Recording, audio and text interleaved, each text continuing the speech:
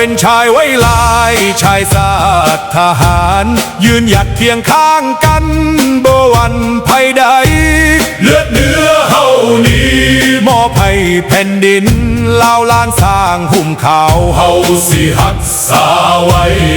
เสียงแคนดังก้องฟ้าไกลยังได้ยินหัวใจหักชาติบ่มีวันสั่นคลอนเฮาเป็นทหารของชาติลาวยิ่งใหญ่ป้องกันแผ่นดินนี้ด้วยชีวิตและใจล้านสร้างห่มขาวสิอยู่คู่เฮาไปรวมพลังเอาไว้เพื่อชาติลาวเฮืองรอ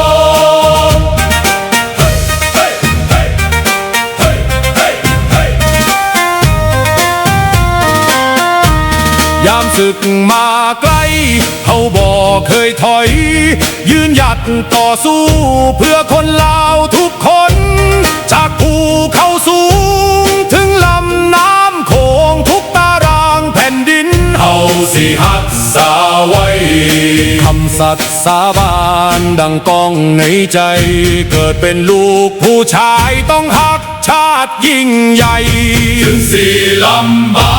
กหรือมีน้ำตากะสิยืนหยัดเพื่อลาวของเฮาเฮาเป็นทหารของชาติลาวยิ่งใหญ่ป้องกันแผ่นดินนี้ด้วยชีวิตและใจล้านสร้างห่มขาวสิอยู่คู่เฮาไปรวมพลังเอาไว้เพื่อชาติลาวเฮืองรอเฮาเป็นทหา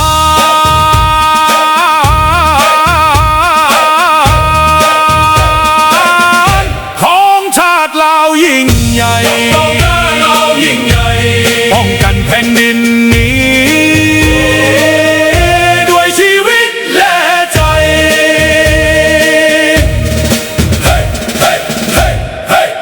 เฮาเป็นทหารก้าวเดินพร้อมกันทหารเหล่านั้นบ่ยอมแพ้ผู้ใด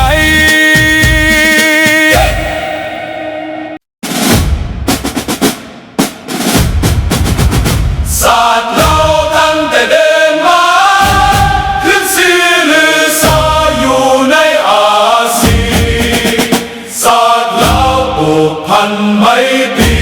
หวังสามัคคีหักพ้องกันหักศาสตร์หักประเทศเขา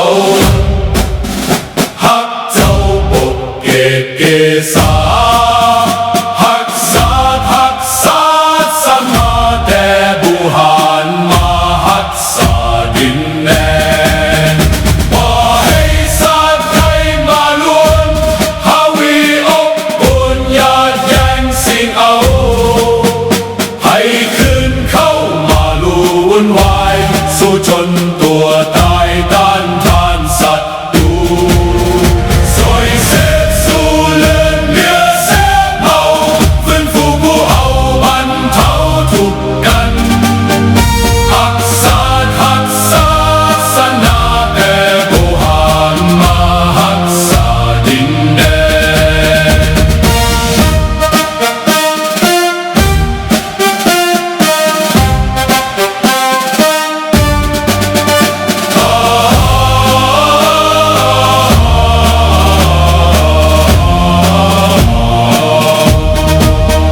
บ่ให้ศาสตร์ใดมาล้วนฮาวีลบกวนญาติแย่งสิ่งเอาให้คืนเข้ามาลู่วุ่นวายสู้จนตัวตายต้านทานศัตรูสวยเสพสู้เลือดเนื้อเสียเมาฟื้นฟูผู้เอาบรรเทาทุกข์กันสวยเสพสู้เลือดเนื้อเสียเมา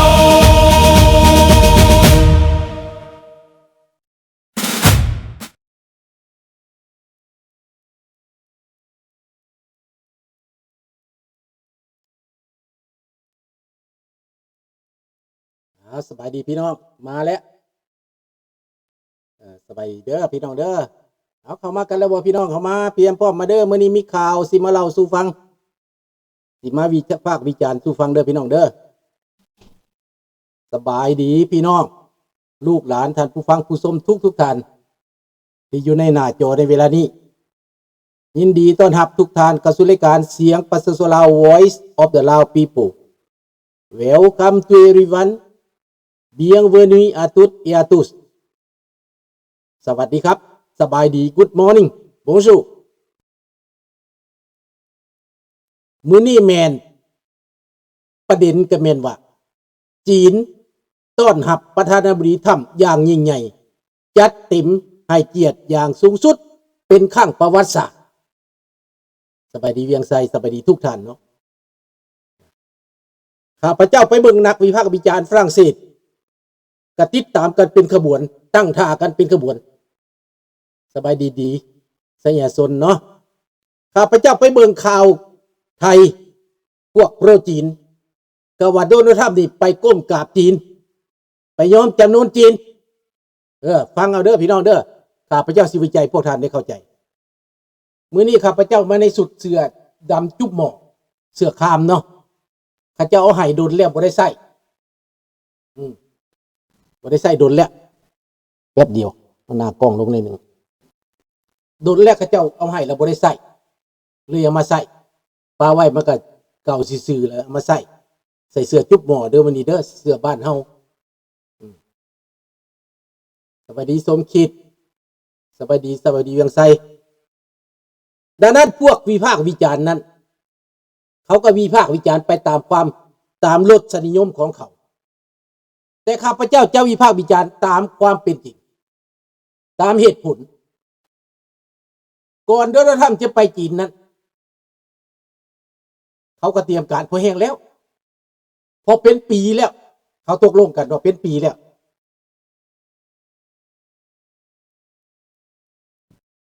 ตั้งแต่ขึ้นมาอำนาจนะเตรียมสิไปจีนอยู่แล้วเขาสิไปเจรจาเรื่องการฆ่าเรื่องการหัวมือแต่ว่ายกเลิกมา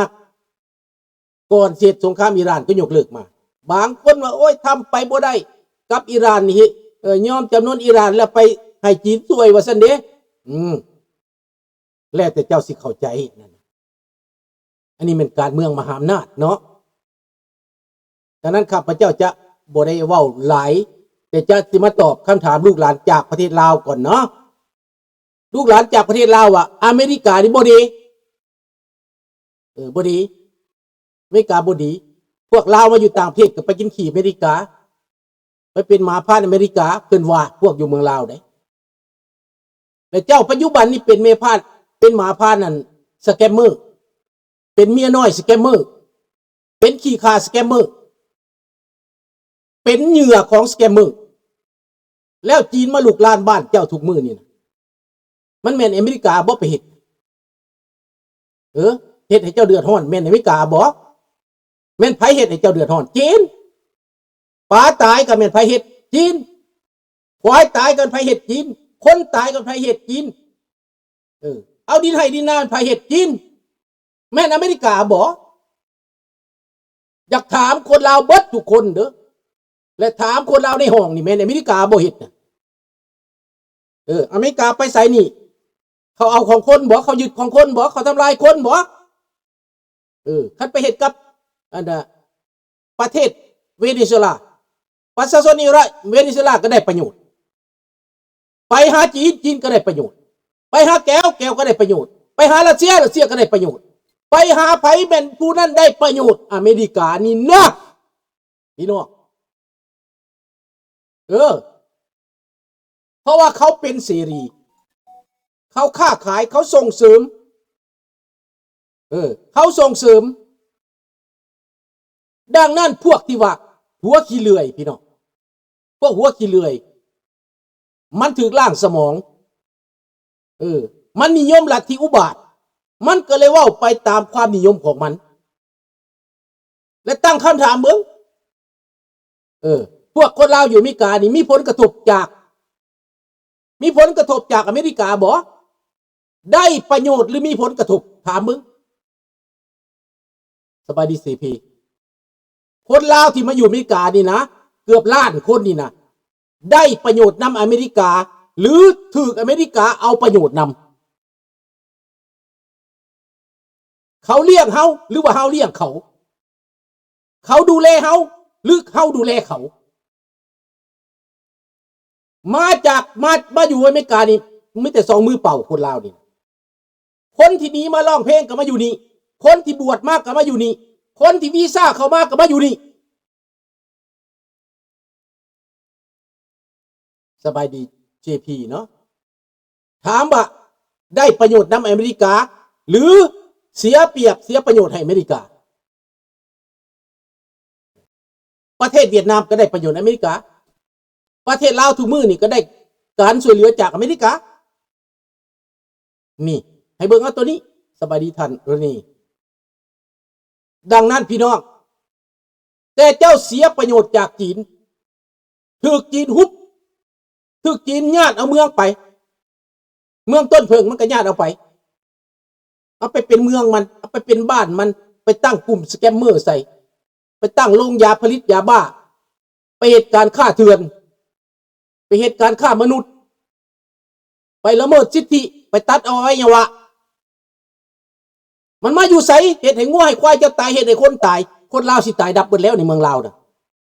เป็นหยังเพราะมันบ่ได้เตรียมพร้อมระวังมันสิตายดับเลยพี่น้องสบายดีอามิกุได้จังสิตายดับเอ้าบ่ตายดับได้จกกินสิ้นงัวสิ้นควายสิ้นหมูสิ้นไก่ที่กินน้ำบ่สะอาดมันฆ่าเจ้าเองเจ้าตายเองพวกซ้ำเหนือเสียงขวางตายเองพี่น้อง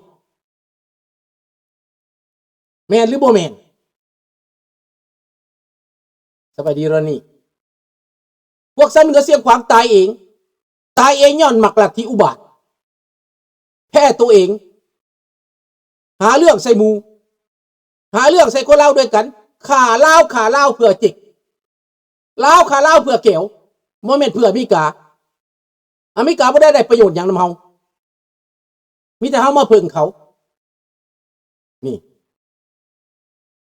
อันนี้แหละพี่น้องเอาเบิ่งแม่ควายตายคนตายปลาตายเบิดหูแม่น้ำมันแม่น้ำลำเซตายเบิดตายกองลีหล่นตายเกลื่อน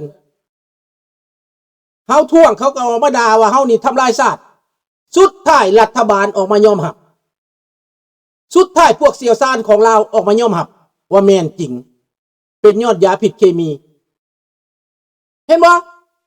เป็นความจริงบ่พวกเจ้าสิตาบอดหูหนวกไปฮอดใส่พี่น้อง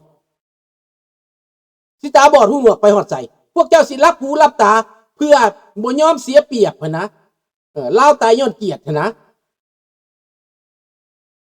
สบายดีเกิมดังนั้นพี่น้อง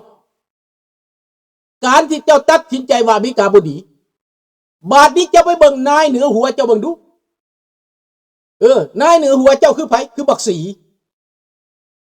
ล้างคนว่าอเมริกาที่ไปก้มหาจีนแล้วเจ้าเบิ่งดูอเมริกาไปนะขนหลุดไปจากคัน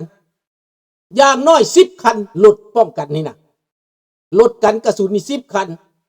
ขบวนแห่จนว่ายาวยืด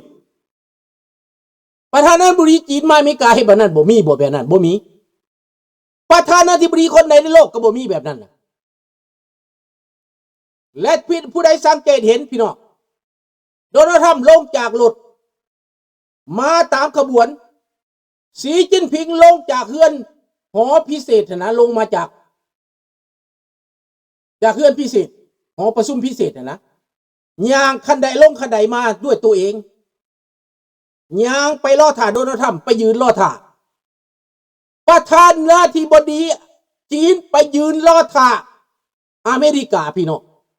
ยืนล่อถ่าโดนัลด์ทรัมป์อย่างน้อย5 หรือ 10 นาทีข้าพเจ้าเบิ่งนะหมายก็เอาใจใส่จัดการประชุมจัดการหลับต้อนนี่อย่างขนาดใหญ่พี่น้องคันว่าศัตรูนี่เขาบ่หลับไปนั่นได้เห็นบ่แม่นหยังแต่ก่อนนั้นบ่ปูพรมแดงให้แม่นบ่พี่น้องสังเกตบ่ไปแต่ก่อนนั้นตอนเพิ่นบ่มักหั้นนะพรมแดงก็บ่ปูให้ได้แม่นบ่จื้อบ่ผู้ใดจื้อบ่เดี๋ยวนี้ปูพรมแดงอย่าขนาดใหญ่เอาเด็กน้อยเกณฑ์ทหารมารับต้อนอย่าขนาดใหญ่อย่างอลังการพี่น้องมันแปลว่าหยังแปลว่าทุกสิ่ง